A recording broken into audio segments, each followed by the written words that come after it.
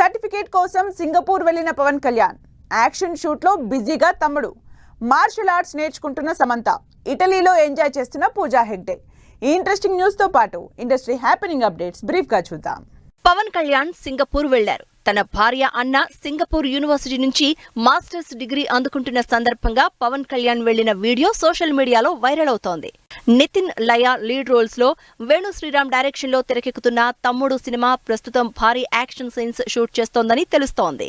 Samantha martial arts నేర్చుకుంటోంది.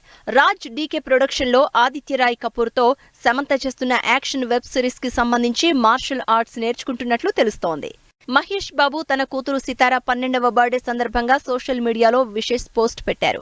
Recent గా అనంత్ అంబానీ పెళ్లిలో మహేష్ తో పాటు సితార సెంటర్ ఆఫ్ అట్రాక్షన్ అయింది. పూజా హెగ్డే వెకేషన్ ఎంజాయ్ చేస్తోంది.